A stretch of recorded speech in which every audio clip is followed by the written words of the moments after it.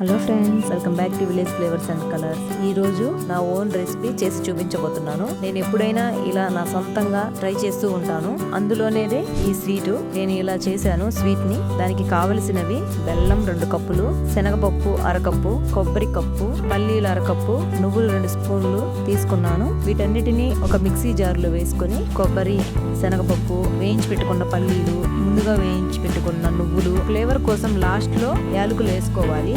అన్నింటినీ మెత్తగా మిక్సీ పట్టుకోవాలి. ఇప్పుడు స్టవ్ వెలిగించి కడాయి పెట్టి బెల్లం 2 కప్పులు వేసుకోవాలి. కొన్ని నీళ్లు వేసుకొని బాగా ఉడికించుకోవాలి పాకాన్ని. పాకం ఉడికేలోపు ఒక చిన్న కథ. ఒక రోజు చెట్టు నీరు 2 మాట్లాడుకుంటున్నాయంట. మాటల్లో చెట్టు అన్నదంట, నేను గొప్పదాన్ని, ఈ ప్రపంచంలో కల్లా గొప్పదాన్ని, నా నీడలోనే అందరూ ఉంటారు, నా కొమ్మలతోనే ఇల్లు కట్టుకుంటారు, నా నుంచి వచ్చే పండ్లు తింటారు, నేను లేనిదే ఈ సృష్టి లేదని విర్రవీగుతూ మాట్లాడిందంట. సరేనని నీరు ఏం మాట్లాడకుండా కామ్ గా ఉందంట. చెట్టు గొప్పలు వింటూ నీరు చూస్తూ ఉండిపోయిందంట. ఒకసారి కరువు కాటకాలు వచ్చి వర్షాలు లేక చెట్లు మొత్తం ఎక్కడికక్కడ మలమల మాడిపోతున్నాయంట. అప్పుడు చెట్టు అంటుందంట, నీరు లేకపోతే తన ఉనికే లేదని అన్నదంట.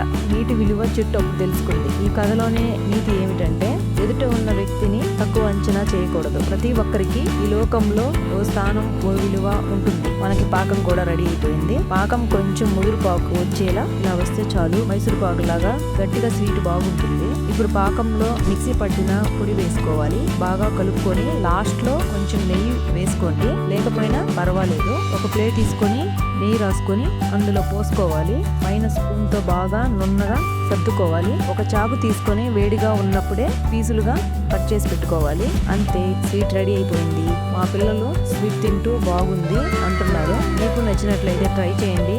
ఎలా ఉందో కామెంట్ చేయండి. మన ఛానల్ని సబ్స్క్రైబ్ చేసుకోండి. బాయ్, మరి ఉంటానండి.